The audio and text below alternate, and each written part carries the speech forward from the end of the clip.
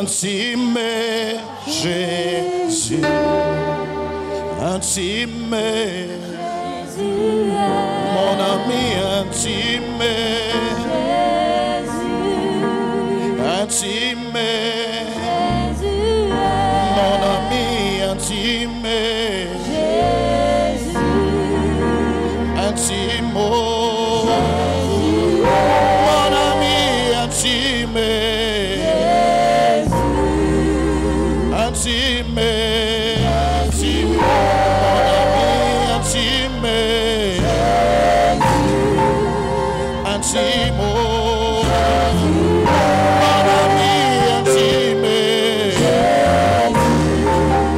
intime,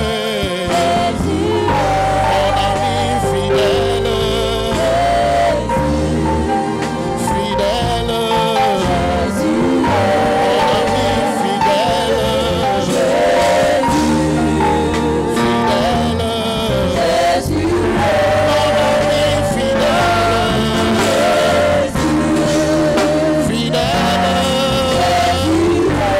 ami fidèle.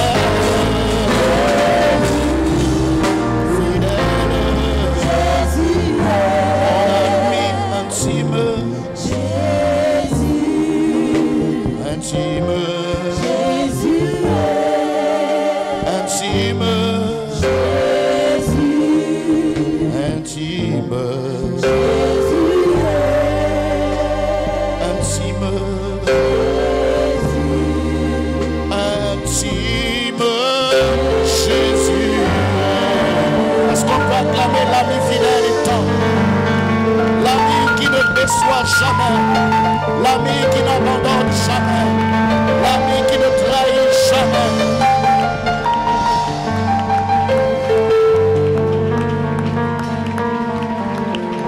Est-ce que tu peux pousser un cri de joie? Amen. Vous pouvez vous asseoir, chers frères et sœurs, vous êtes bénis au nom du Seigneur Jésus. Je vous prie de bien vouloir ouvrir la Bible dans Psaume 23. Nous lirons du verset 1 au verset 6. Psaume 23, du verset 1 au verset 6. L'Éternel est mon berger, je ne manquerai de rien. Il me fait reposer dans de verts pâturages. Il me dirige près des eaux paisibles. Il restaure mon âme. Il me conduit dans les sentiers de la justice à cause de son nom. Quand je marche dans la vallée de l'ombre de la mort, je ne crains aucun mal, car tu es avec moi. Ta houlette et ton bâton me rassurent. Tu dresses devant moi une table en face de mes adversaires. Tu oins d'huile ma tête et ma coupe déborde. Oui, le bonheur et la grâce m'accompagneront tous les jours de ma vie et j'habiterai dans la maison de l'Éternel jusqu'à la fin de mes jours. Est-ce que quelqu'un croit que c'est la parole de Dieu? Alors s'il vous plaît, acclamons la parole de Dieu.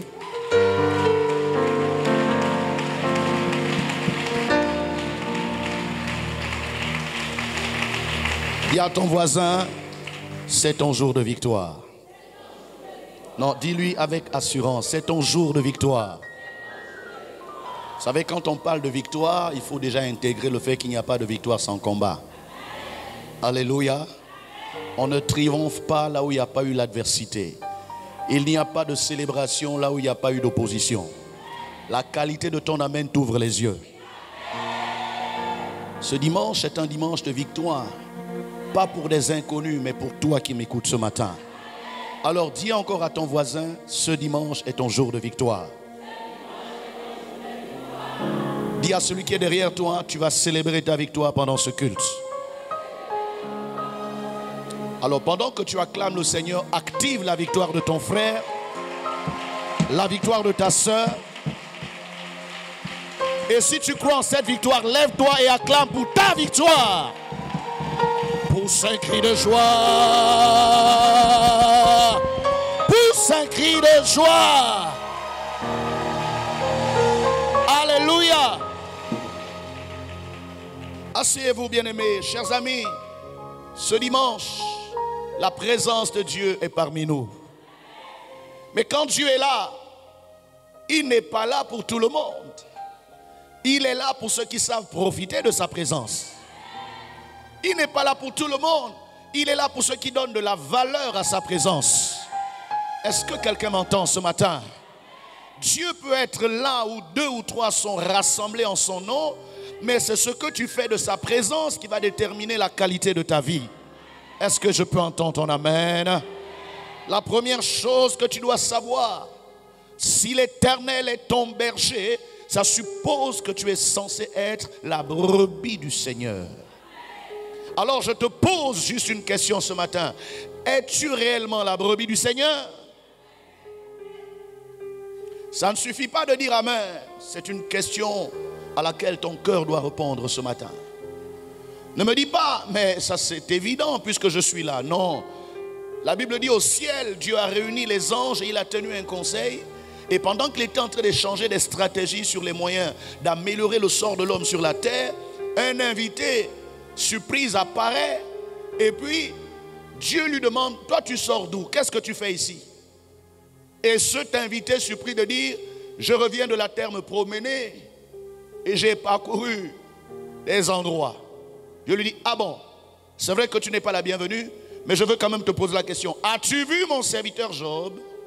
Donc ça veut dire qu'être à l'église n'est pas la garantie que tu es la brebis du Seigneur. Sinon, ça veut dire que Satan aussi est la brebis du Seigneur. Parce que pendant que je te parle, il est aussi au milieu de nous. Satan n'a pas peur de l'église. Satan n'a pas peur du culte. Satan n'a pas peur des réunions. Donc il faut que tu comprennes que la présence de Dieu dépend de la relation que tu as avec Dieu. Es-tu la brebis du Seigneur ou juste quelqu'un qui est venu assister à une rencontre? Lorsqu'on est la brebis du Seigneur, ça suppose qu'on a déjà fait l'expérience de la nouvelle naissance, on a donné sa vie au Seigneur, on a été baptisé, on est né de nouveau et on a renoncé à la vie du monde, à la vie du péché, à la vie satanique et démoniaque à laquelle notre passé nous a attachés, sinon nous a rattachés. Quand on est la brebis du Seigneur, on ne doit pas se contenter de savoir chanter. Quand on est la brebis du Seigneur, on ne doit pas se contenter d'élever la voix et de prier. Quand on est la brebis du Seigneur, on ne doit pas se contenter d'avoir un bel habit le dimanche, un bon parfum, une belle voiture garée au parking. Non, ça là, même ceux qui ne sont pas des brebis du Seigneur peuvent avoir ces choses. La brebis du Seigneur, c'est la relation que tu as avec l'Éternel. Pour que l'Éternel devienne ton berger, tu dois de manière effective, de manière quotidienne, revendiquer le fait que tu es sa brebis. Prosternons-nous devant le roi. Fléchissons le genou devant le Père. Prosternons-nous devant le roi. Fléchissons le genou devant le Père. Car il est notre Dieu et nous sommes le peuple de son pâturage, le troupeau que sa main conduit, le troupeau que sa main conduit, la brebis que sa main conduit, la brebis que sa main conduit. Je suis la brebis que sa main conduit, la brebis que sa main conduit. Lorsque je suis la brebis du Seigneur, ma posture devant Dieu, c'est chaque jour à genoux. Que nous inspire la posture de la brebis? C'est un acte d'allégeance et de soumission. C'est un acte d'obéissance, même sans savoir l'exigence de cette obéissance. C'est un acte d'abandon, comme pour dire, ma vie dépend entièrement, totalement, uniquement de toi, Seigneur. Je pense peut-être être intelligent. Peut-être je pense être fort. Peut-être je pense avoir des relations. Mais dans toutes ces choses, ma garantie, ma sécurité, mon bonheur, c'est de t'avoir, toi, l'Éternel. Une brebis qui n'a pas la coutume de se prosterner indique l'état de son âme, c'est-à-dire qu'elle est rebelle, elle est autonome, elle est indépendante, elle fait ce qu'elle veut, elle pense ce qu'elle veut, elle parle comme elle veut, elle entreprend ce qu'elle veut. Si l'Éternel est ton berger, ça veut dire que tu as fait le choix de dépendre totalement de lui. Si l'Éternel est ton berger, ça veut dire que tu as fait le choix de dépendre de ses avis, de ses conseils et de ses instructions. Vous savez, il peut être pour toi juste l'Éternel, mais pas forcément ton berger. Je ne sais pas à qui je parle ce matin. Dieu peut être juste l'Éternel pour toi, mais il n'est pas encore ton berger. Parce qu'en réalité, quand il devient ton berger, tu ne peux rien faire sans lui. Tu ne peux rien entreprendre sans son avis. Tu ne peux même pas t'exprimer en ton nom. Pour vaincre Goliath, David s'est levé au nom de l'Éternel, pendant que Goliath était venu à lui avec la lance et le javelot. Deuxièmement, je veux que tu réalises que quand tu fais de l'Éternel ton berger, il décide par anticipation. Il décide à l'avance de répondre à ton manque par l'abondance. C'est anormal, c'est un accident, c'est une erreur qui a besoin d'être corrigée tous les jours lorsqu'il t'arrive de vivre le manque, lorsqu'il t'arrive de vivre la disette, la misère. Tu as des besoins non comblés. Tu as des défis incapables de relever. Tu as des objectifs que tu as du mal à atteindre. C'est une erreur, c'est un accident. Parce que si l'Éternel est ton berger, il doit pourvoir à tout ce dont tu as besoin.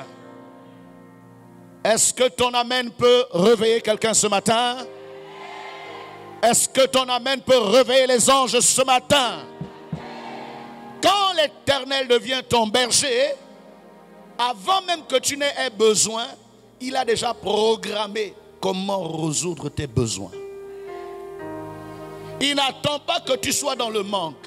Il n'attend pas que tu sois dans la difficulté. Il n'attend pas que tu sois dépassé par les événements. C'est pourquoi je te donne un conseil. Lorsque tu fais le choix de faire de l'Éternel ton berger, apprends à accepter que Dieu n'est jamais et ne sera jamais surpris par ce qui t'arrive. Tu n'as pas dit amen fort. Tu n'as pas dit amen fort. L'instabilité, la panique qui nous font attrister et même décourager, c'est parce qu'au fond de notre âme, nous savons que nous n'avons pas encore fait de l'Éternel notre berger. Celui qui sait que le ciel et la terre peuvent passer et que la parole de l'Éternel demeure à jamais. La parole de l'Éternel est le fondement et la colonne de l'univers.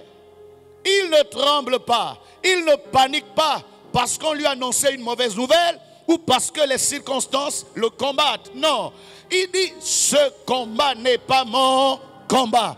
Ce problème n'est pas mon problème. Cette situation n'est pas ma situation. Parce que moi, je ne suis que la brebis du grand berger.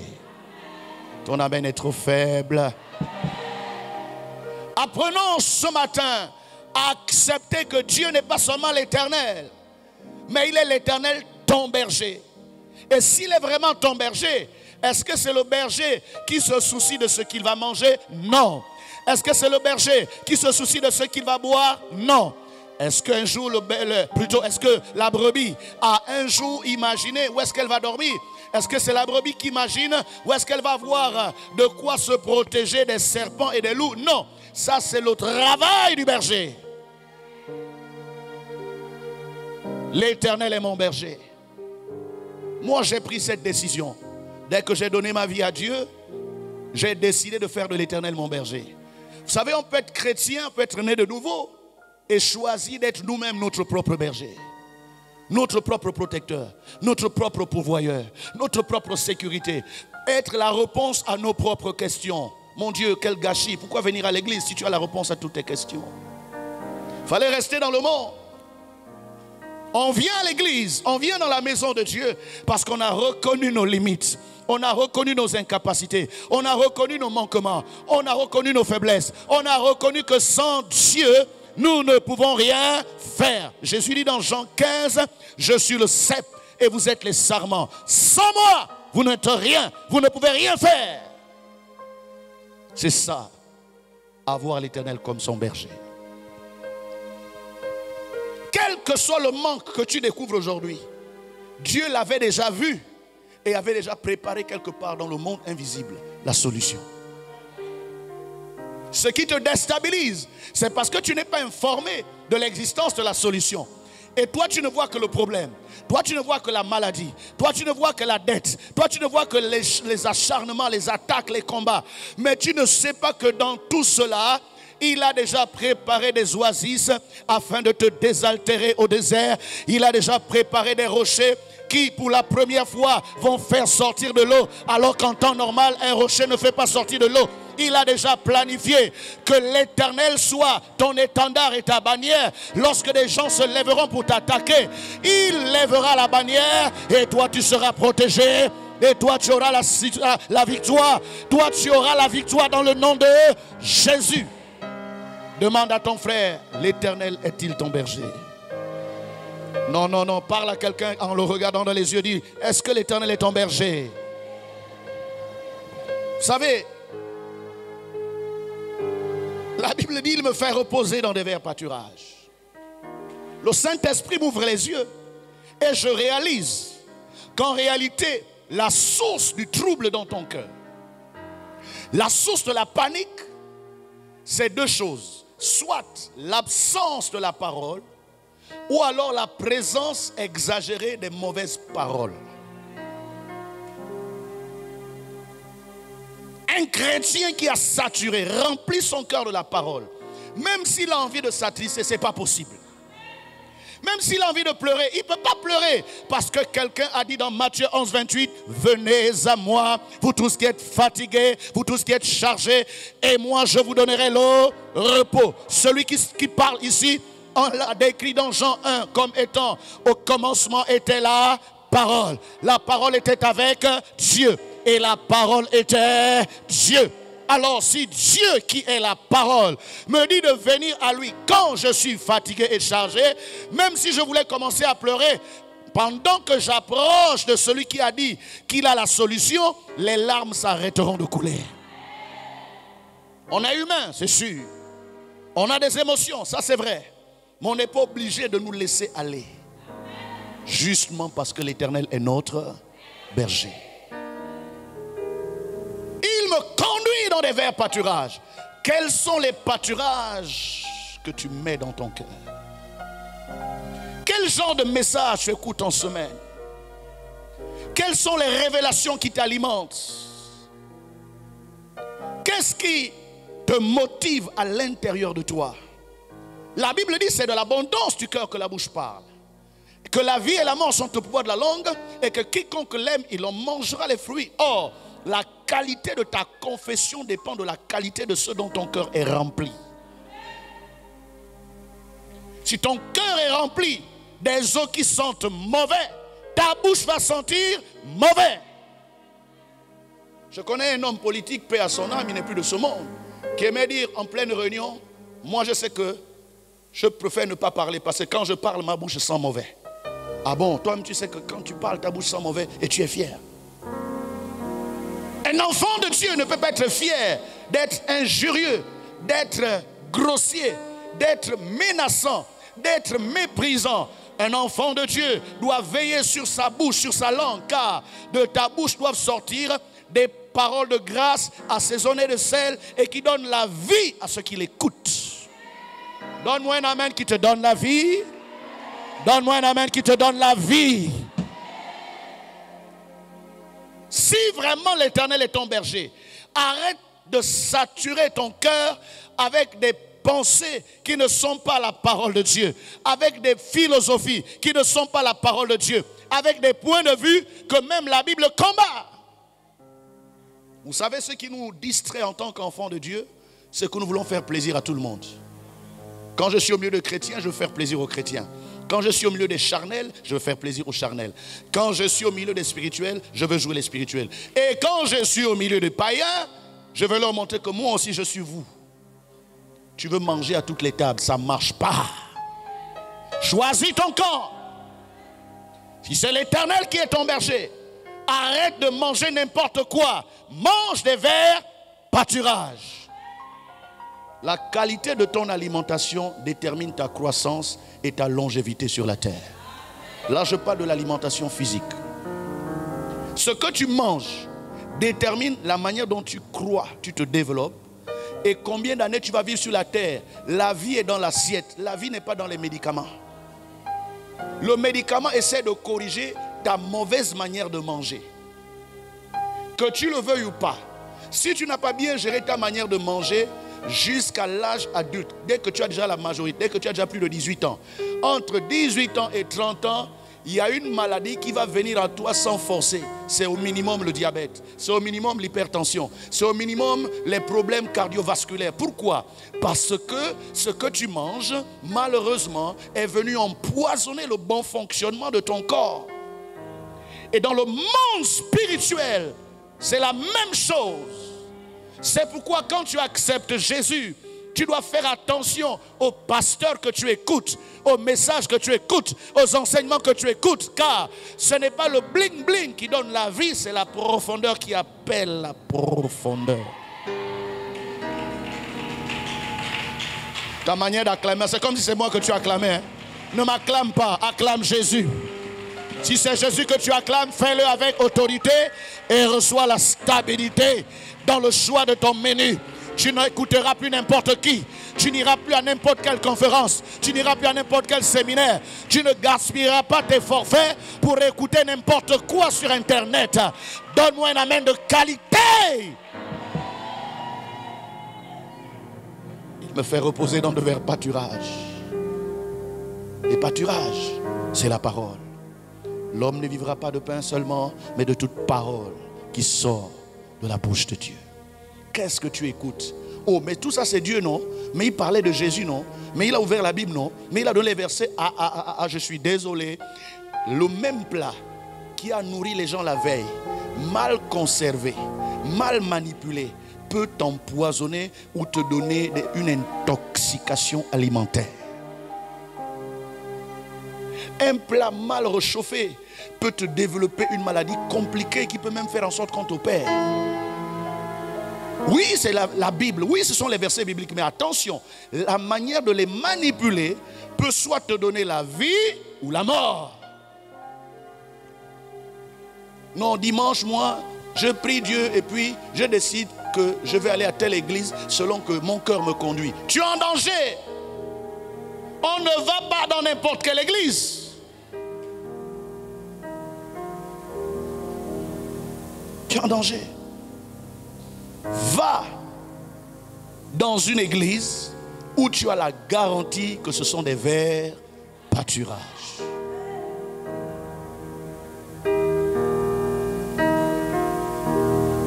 Conduis-moi, ô Jésus, conduis-moi. Conduis-moi, ô Jésus, conduis-moi.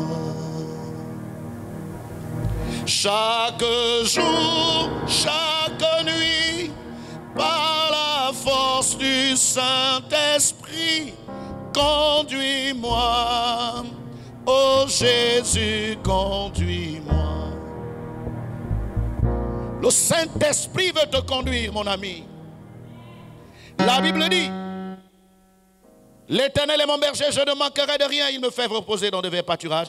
Il me dirige.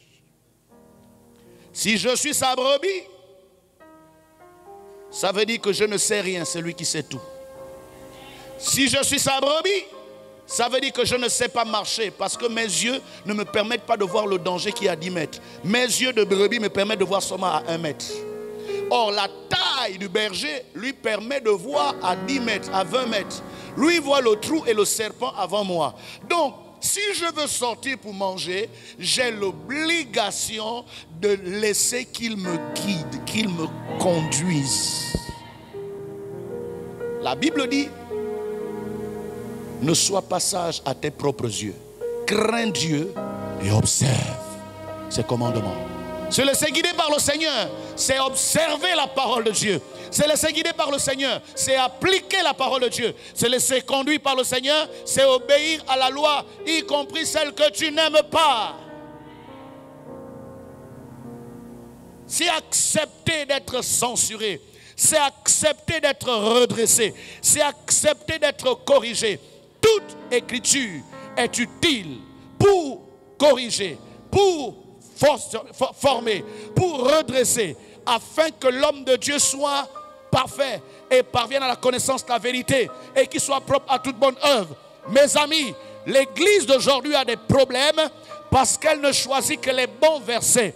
Les versets sucrés, les versets caramélisés, les versets crêpes au chocolat, les versets crêpes à la confiture. De tels versets vont te donner les vers à force de te gaver de ce genre de versets et tu vas mourir et pourtant c'est la parole de Dieu. Or, la parole de Dieu n'est pas que le miel, mais la parole de Dieu est aussi amère. L'Éternel dit à Ézéchiel, ouvre la bouche et avale le rouleau. Et quand il avalait le rouleau, la Bible déclare, je cite, dans ma bouche il était doux comme le miel, mais dans mes entrailles il était amer.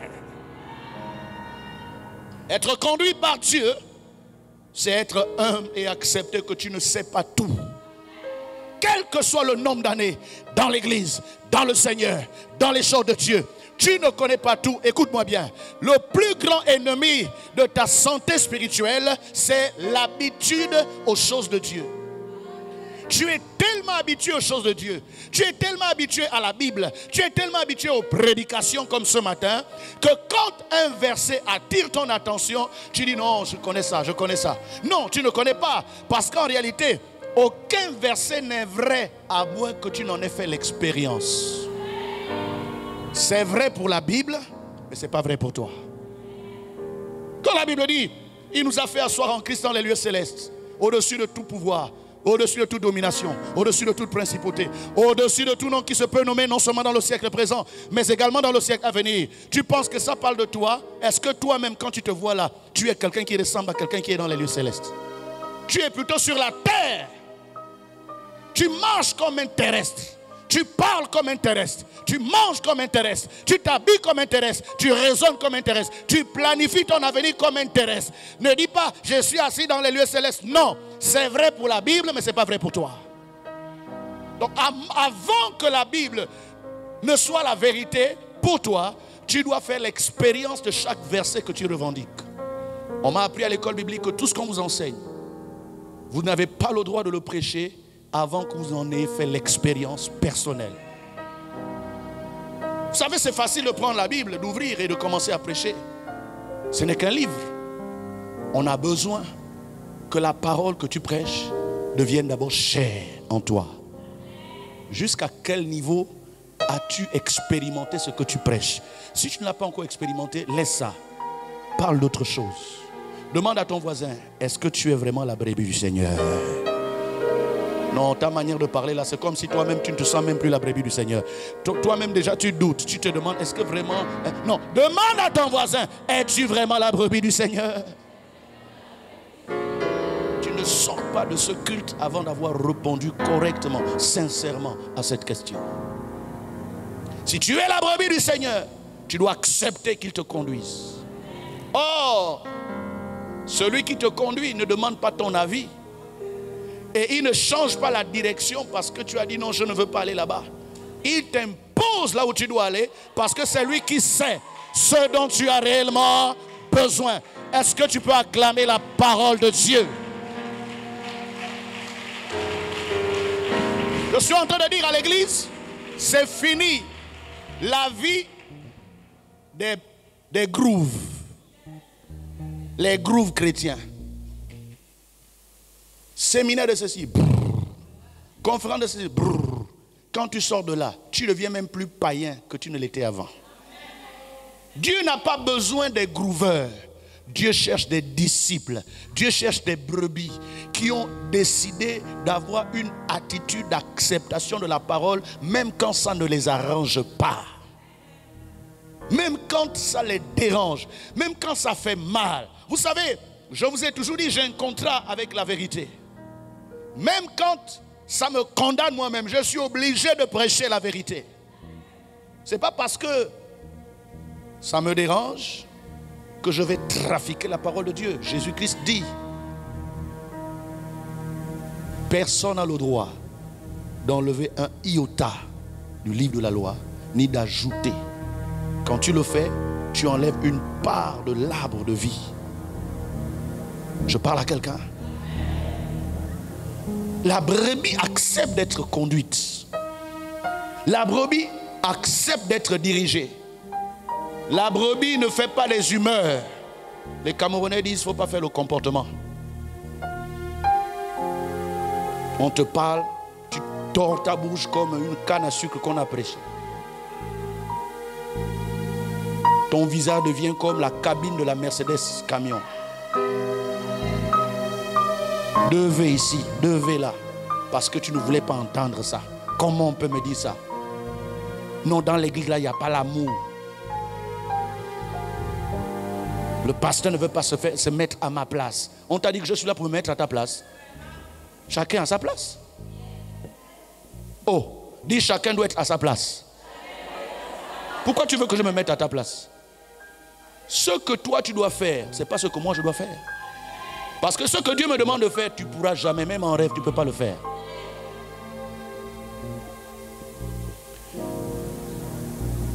Nous étions en train d'aller à Metz avec l'apôtre et 2 de ses pasteurs. Et puis on parlait de quelqu'un qui avait été dans son ministère. Un bon leader, il prêchait bien, il faisait des choses vraiment intéressantes. Mais son problème c'est que il avait du mal à gérer sa braquette. Et à chaque fois il disait toujours à l'apôtre, tu sais apôtre, moi mon problème, toi tu connais mon problème. Je veux bien, mais tu sais mon problème. Et puis un jour l'apôtre le fait asseoir, il dit, écoute mon fils, je vais te demander, si Jésus-Christ apparaît tout de suite, et puis il te dit, tu sais mon fils, j'ai vu ta foi, j'ai vu ton amour, j'ai vu ton zèle, je suis prêt à te donner l'onction qui te permettra de sauver 1000 âmes par semaine. Mais la seule condition que je te donne, est-ce que tu permets que je te rende impuissant?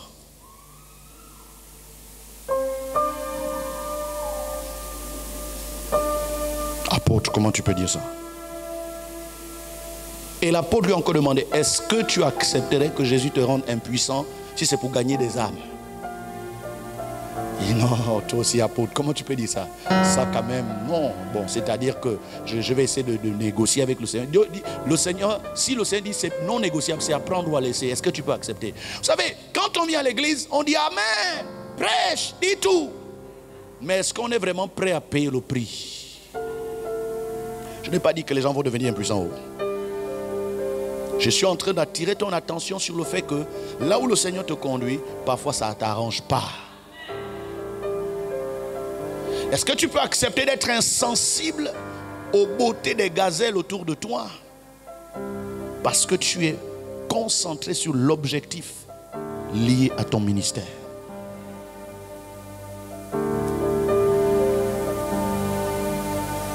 La faiblesse est le propre de toute brebis. Mais la grâce de la brebis, c'est qu'elle a un berger.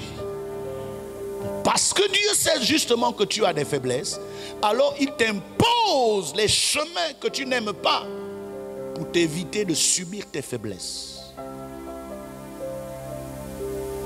Pour t'éviter d'être humilié.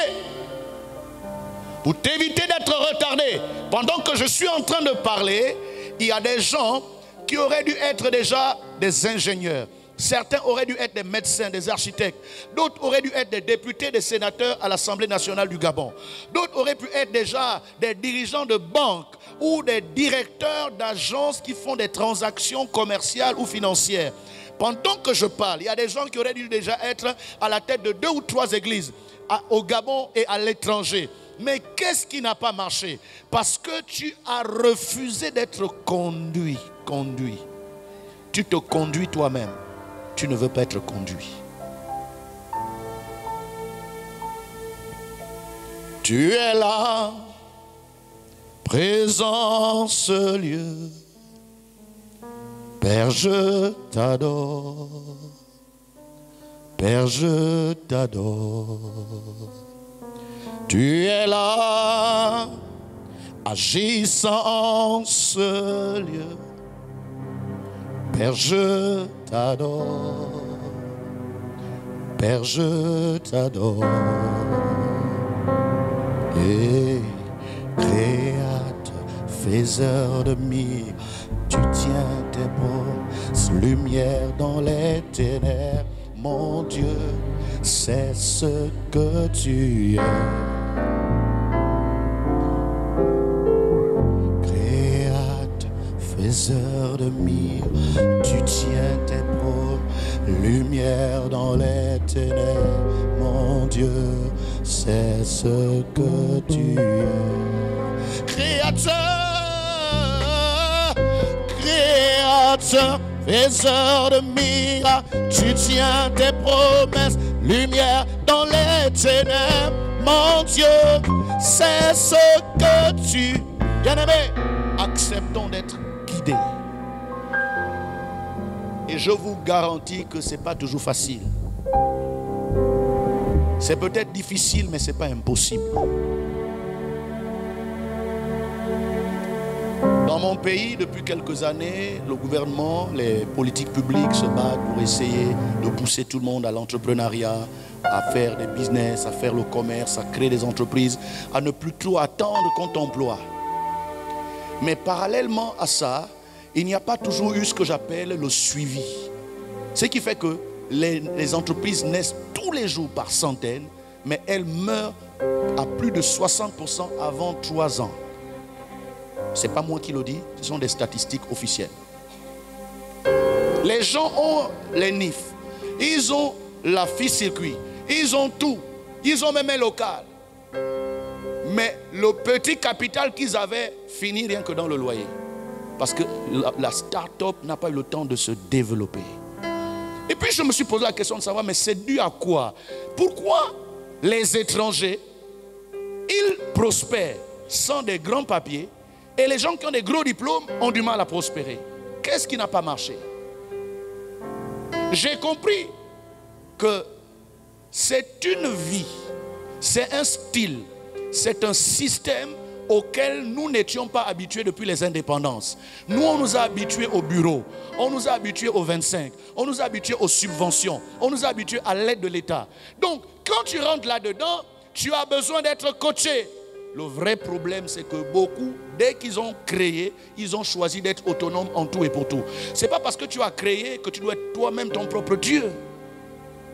Tu n'as eu que la force de créer, mais tu dois accepter que quelqu'un te guide, te coach, te montre ce qu'il faut faire et ce qu'il ne faut pas faire.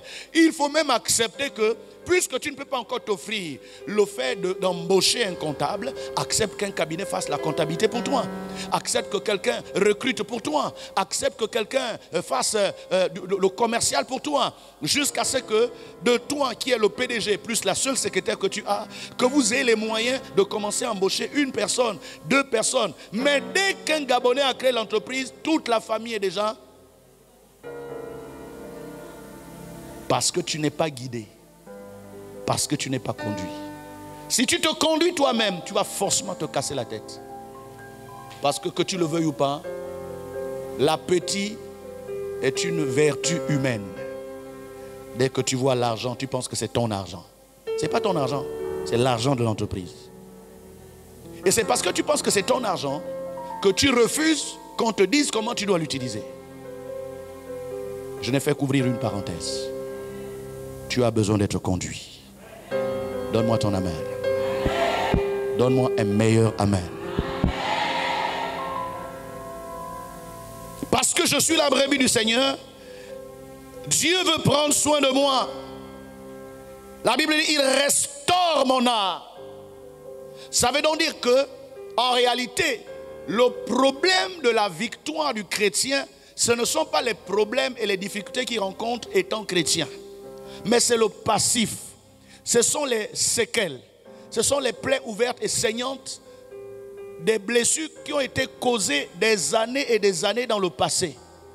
Étant dans l'église, tu te comportes comme un taureau blessé. Et tant que tu es un taureau blessé, tu feras plus de dégâts que de bien. Tu passeras plus de temps à faire du mal qu'à faire du bien. Pourquoi? Parce qu'un taureau blessé est agressif. Une âme blessée est renfermée. Une âme blessée est sur la défensive. Une âme blessée voit le mal partout. Pour un oui, pour un non, tu crées une affaire d'état. C'est pourquoi l'Éternel étant mon berger, j'accepte qu'il restaure mon âme. Qu'il restaure mon âme. Qu'il restaure mon âme. Qu'il restaure mon âme. L'ennemi de ta bénédiction n'est pas à l'extérieur de toi. L'ennemi de ta bénédiction est à l'intérieur de toi. Ton âme est l'ennemi qui, maltraité, non contrôlé, peut te faire échouer alors que tu as bel et bien un appel. Dieu te connaît. Dieu confirme même qu'il est avec toi. Mais ton âme dit, ok Dieu, ça c'est toi. Mais moi je suis ici avec lui. Je vais tout faire pour qu'elle ne se marie pas. Et même si elle se marie, je vais tout faire pour qu'elle ne soit pas heureuse. Et comme elle ne sera pas heureuse, je vais tout faire pour qu'elle divorce. C'est ça l'âme.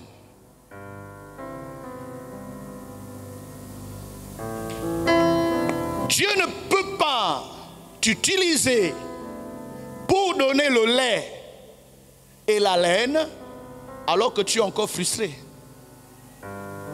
Je ne sais pas si quelqu'un a entendu ce que je dis. Demande à ton frère, demande à ta soeur. Quand tu n'es pas satisfait, est-ce que tu peux aider les gens? Demande-lui, demande-lui. Lorsque tu n'es pas satisfait, est-ce que tu peux aider les gens? La réponse est non. Amen. Soyons réalistes. On aide les gens quand nous-mêmes on est en forme. On soutient les gens quand nous-mêmes on se sent fort. Mais si tu es abattu, si tu es découragé, tu vas aider qui? L'Éternel interpelle quelqu'un ce matin pour dire, je connais ton passé. Je connais les humiliations que ta famille t'a fait subir. Je connais les trahisons que tu as subies de la part de ceux qui t'appelaient tes amis. Je connais les déceptions amoureuses et les trahisons professionnelles, les coups bas et les complots que tu as subis dans tes relations avec les clients et ceux qui étaient censés être tes partenaires. Je connais tout ça. Mais si tu veux que je te bénisse, laisse-moi d'abord restaurer ton âme. Lève la main droite, dis Seigneur Jésus, j'ai besoin que tu restaures mon âme. Parle avec assurance, Seigneur Jésus, j'ai besoin que tu restaures mon âme. Qui que tu sois dans l'église, si tu n'acceptes pas la restauration de ton âme, tu vas causer la mort dans l'église. Tu vas chasser les brebis. Tu vas mettre les gens mal à l'aise. Fais passer ton deuil. Jusqu'à quand tu vas pleurer parce qu'un jour quelqu'un t'avait insulté? Jusqu'à quand la rhétorique de l'ingratitude des membres de ta famille va continuer à sortir de ta bouche? Vraiment cette famille-là, avec tout le bien que je leur ai fait, vraiment, il n'y a que Dieu. Est-ce qu'un enfant de Dieu peut passer toute sa vie à ne parler que du mal qu'on lui a fait? Mais pendant qu'on y est, parle aussi de tout le bien que les gens t'ont fait. Pourquoi tu ne dis que le mal qu'on t'a fait, tu ne dis jamais le bien qu'on t'a fait? Si on ne t'avait pas fait du bien, tu serais mort. Donne-moi un amen fort. Il y a quand même des gens qui t'ont fait du bien. Il y a des gens qui t'ont aidé. Il y a des gens qui t'ont soutenu. Si quelques-uns n'ont pas été corrects avec toi, ce n'est pas une raison de pourrir l'atmosphère des gens en ne leur racontant que tes échecs. l'échec n'est pas la seule chose que tu as connue. Ne fais pas croire à Dieu que tu n'as connu que le malheur. Tu as aussi connu le bonheur. Et si tu n'es pas reconnaissant à Dieu pour ce bonheur, pourquoi veux-tu qu'il ajoute un autre bonheur? Est-ce que ça va? Est-ce que ça va? Si tu es avec moi, dis Amen. Si tu m'entends, dis Amen fort. J'ai décidé de ne pas courir.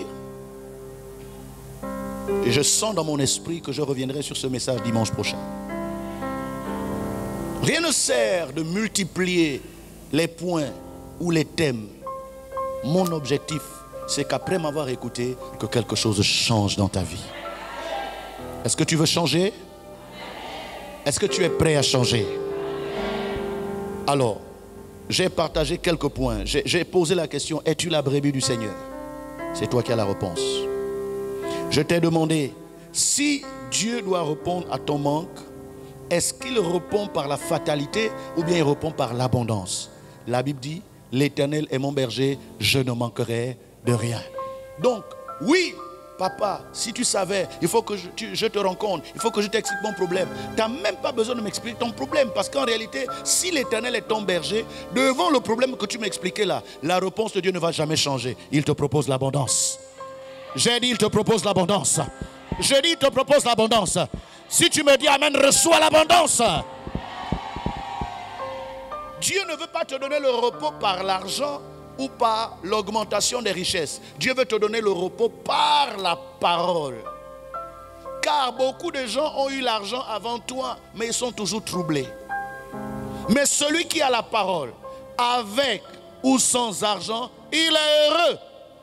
Jésus dit à Pierre, tu es heureux, Pierre, fils de Jonas, car ce n'est ni la chair, ni le sang qui t'ont révélé ces choses, mais mon Père qui est dans les cieux. Si tu me dis Amen, que la révélation de ta parole te donne le repos. Est-ce que ton Amen peut te donner le repos? Est-ce que ton Amen peut te donner le repos? Dis Amen fort. On a besoin d'argent, on a besoin de beaux vêtements, d'une belle maison, on a besoin d'une bonne voiture pour se déplacer en toute sécurité. Mais ces choses-là n'ont jamais donné le vrai repos. Parce que ces choses viennent avec des contraintes qui s'avèrent être des sources de soucis supplémentaires par rapport même à quand tu n'avais pas la voiture. Demandez à Pasteur Fabrice. Avant la voiture, ton seul problème c'était d'avoir l'argent de taxi.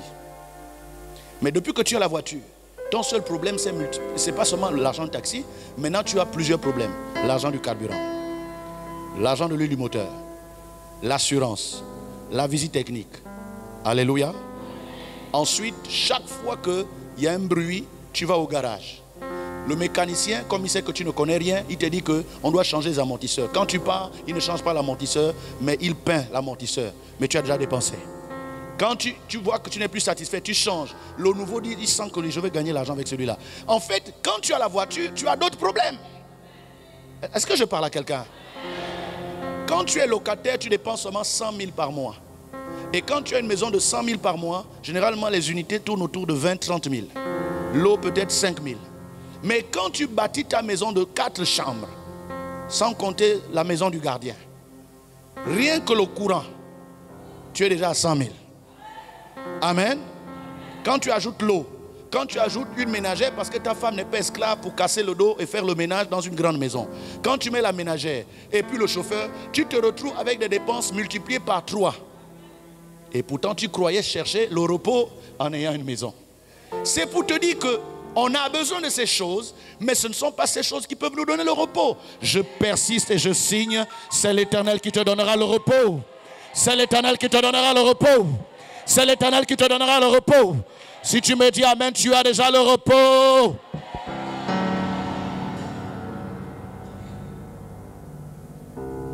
Le repos ne doit pas dépendre des avoirs. Le repos doit dépendre de la présence de Dieu dans ton âme. Les avoirs facilitent certaines choses de la vie, mais ne suffisent pas pour te donner la paix. Je t'ai dit ce matin, Si tu veux vraiment être la brebis du Seigneur, accepte qu'il te dirige.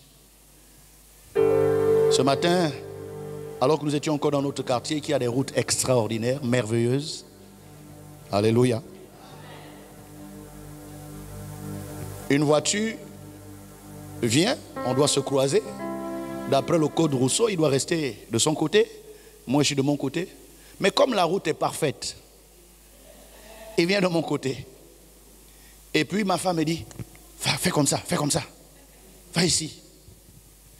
Et puis je dis, chérie, s'il te plaît, est-ce que tu peux me laisser conduire?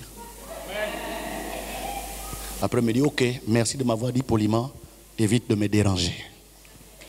Et moi de répondre, je ne te dérange pas, je veux juste que tu ne me distrais pas. Parce que je suis responsable de chaque acte que je pose au volant de la voiture. L'autant que tu parles, quel que soit ce qui va arriver, c'est celui qui est au volant qui rend compte. Qu'est-ce que j'essaie de dire? L'homme en temps normal n'aime pas être dirigé. L'homme n'aime pas. C'est-à-dire que quelle que soit la garantie, c'est quand même son mari qui est au volant. Malgré ça, elle n'est pas sûre que là où je mets la roue, là, c'est ça l'homme. C'est vrai, non?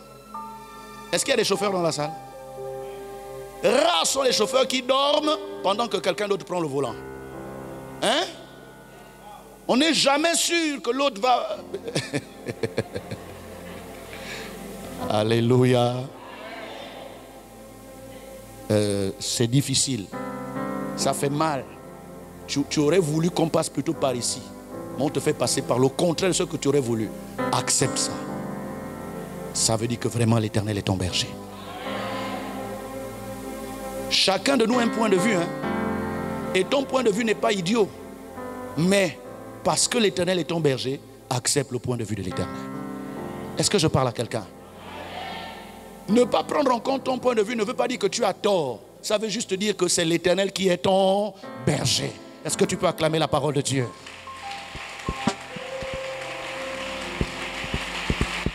Est-ce que tu peux acclamer la parole, la parole, la parole, la parole, la parole de Dieu, la parole de Dieu, la parole de Dieu, la parole de Dieu. Acclame la parole de Dieu. Pousse un cri de victoire.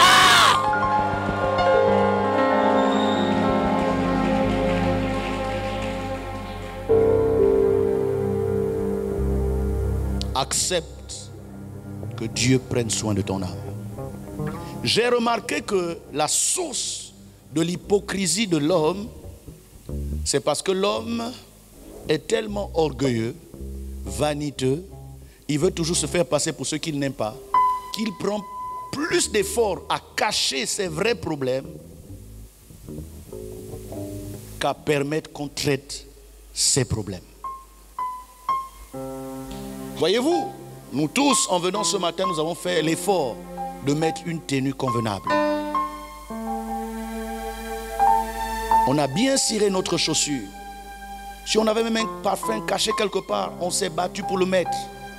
Parce qu'on veut donner une belle apparence devant les gens. Mais combien de nous ici peuvent accepter qu'on découvre que hier soir tu n'as pas mangé? Combien peuvent accepter qu'on découvre que là où tu dors, quand il pleut, tu dois changer le lit 4 fois dans la nuit? Nous sommes comme Naaman, avec des grands habits de généraux, mais à l'intérieur il y a la lèpre. Et c'est ça l'hypocrisie. Ton âme se bat pour te vendre au plus cher, pour montrer aux gens que tu n'es pas n'importe qui. Mais cette âme-là te combat tous les jours en te rongeant avec les souvenirs de tes déceptions. Et donc l'âme te rend prisonnier de la rancune. L'âme te dit, tu peux pardonner, mais tu ne peux pas oublier ce que la personne là t'a fait. Mais là où l'âme est idiote, c'est qu'elle ne te dit jamais que de la même manière que tu ne veux pas oublier le mal qu'on t'a fait là, sache que quelqu'un quelque part à qui tu avais fait du mal au primaire ne va jamais oublier chaque fois qu'elle va te rencontrer que, au fait, c'est toi qui m'avais insulté. Or, la loi et les prophètes veulent que ce que vous ne voulez pas qu'on fasse aux autres, ne le leur fasse pas. Amen. Ce que tu ne veux pas qu'on fasse, on te fasse, ne le fais pas aux autres. Pourquoi toi tu veux garder les gens dans ton cœur et puis tu es choqué quand quelqu'un te dit oui, il y a 10 ans, elle m'avait mal regardé. Je n'oublierai jamais ce jour-là. Elle m'avait fait honte parce que quand j'avais salué en tendant la main, elle a regardé ailleurs et puis je suis resté avec la main comme ça pendant longtemps. Ça c'est toi.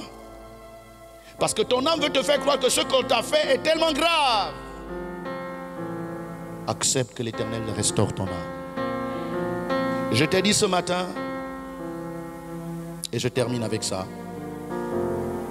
la paix et la justice t'attendent si tu acceptes d'être la brebis du Seigneur. Il restaure mon âme, il me conduit dans les sentiers de la justice à cause de son nom. Qui garantit ta justice?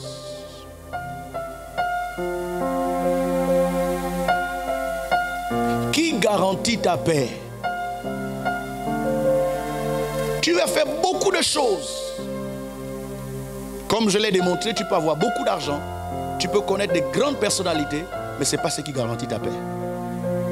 Tu peux faire l'effort d'être le plus correct, le plus sérieux possible, mais il y aura toujours quelqu'un qui va te pratiquer l'injustice. Le seul qui garantit ta paix et ta justice, c'est quand tu décides de faire de l'Éternel ton berger.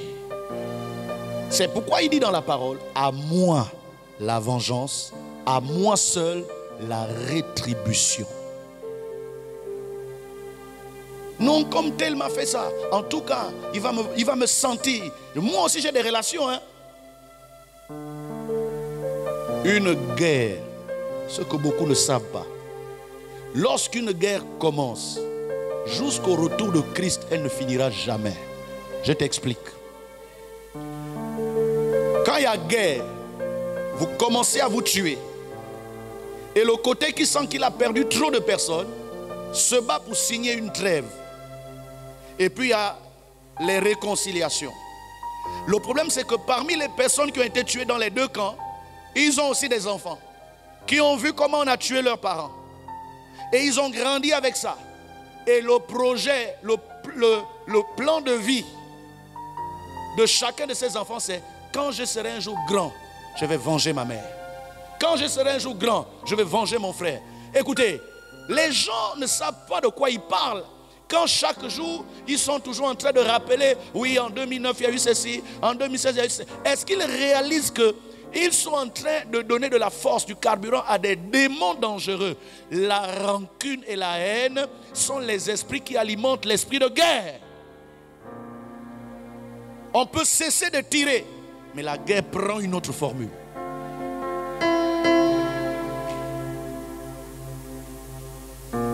Ne soyez pas des artisans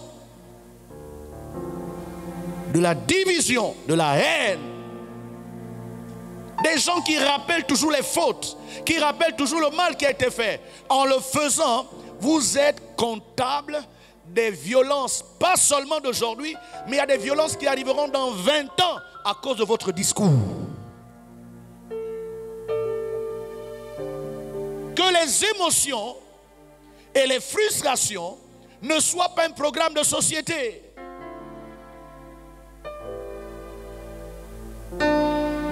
Aimons les gens qui nous font du bien, mais acceptons aussi que parmi les gens, il peut y avoir certains qui nous font du mal.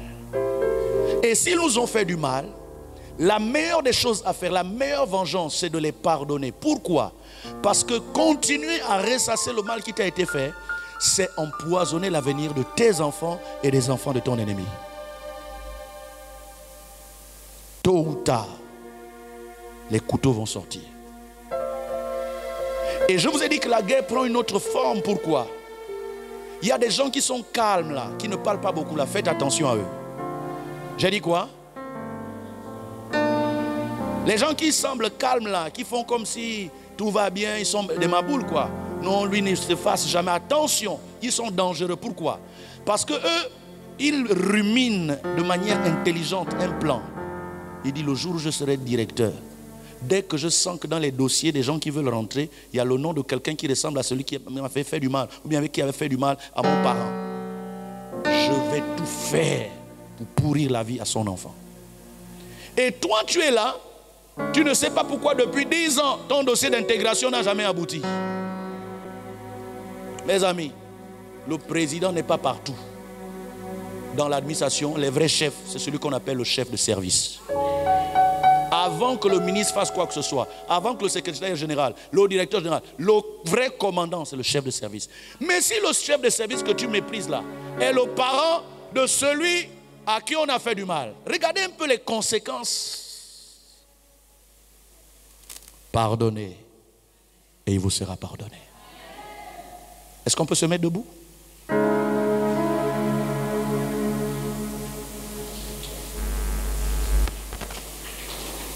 Oui, je le vois. Oui, je le vois. Mes yeux ont vu l'agneau, le Seigneur sur son trône, il règne pour toujours. Oui, je le vois. Oui, je le vois. Mes yeux ont vu l'agneau, le Seigneur sur son trône, il règne pour toujours. Levons nos mains, chante avec moi. Vaillant héros, vaillant héros,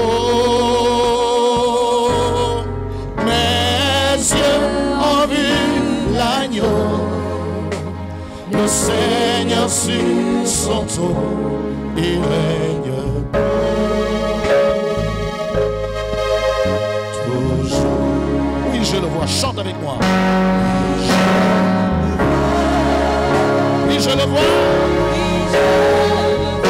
Élevé parmi les peuples, chante avec moi. Élevé